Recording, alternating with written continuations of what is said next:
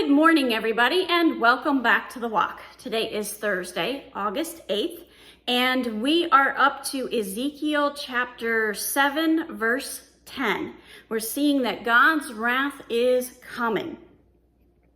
Now, this one, I'm only going to be able to get through 4 verses today, and there's a lot of information here.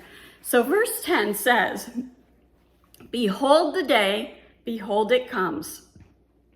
Your doom has come, the rod has blossomed, pride has budded." Okay, so there's a lot of information in here.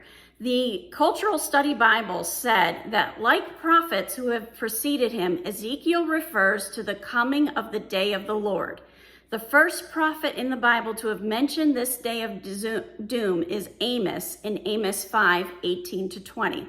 So this day of the Lord is coming. I got very interested in the word rod, mostly because we're going to see that word again in verse 11. And right away I thought of spare the rod, spoil the child. The rod corrects misbehavior. The fact that it has blossomed means it's ready to go. It's ripe and it's ready. It's not a dried up old stick. It's a switch that came straight off the tree. Pride is coming out and going forward. So your doom has come, the rod has blossomed, pride has budded. Their pride is going before them, and that's why they are so arrogant that they think it's okay to have this idolatry. And then my friend Joe had a really good revelation. He said, God has reached the limits of his patience with them.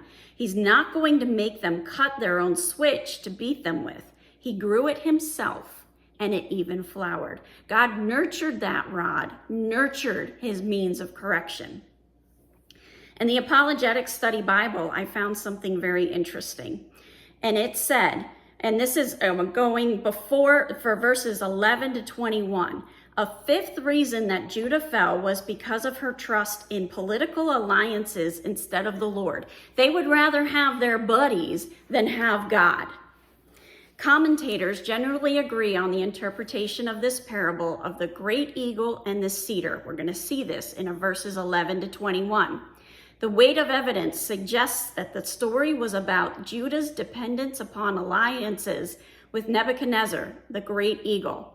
At the same time, in secret treaty with another great eagle, Pharaoh Hophra, Judah hoped to gain independence from Babylon's control. But Hophra's kingdom withered and was no longer a factor when Zedekiah was finally overthrown. So what we're about to see here is that the Jewish people are looking for alliances with other countries rather than looking for an alliance with God. And one of those countries that they were depending on is going to be falling apart. So then we get to verse 11. Remember what we just said about the rod. The violence has grown up into a rod of wickedness. None of them shall remain, nor their abundance, nor their wealth, neither shall there be preeminence among them. The time has come, the day has arrived.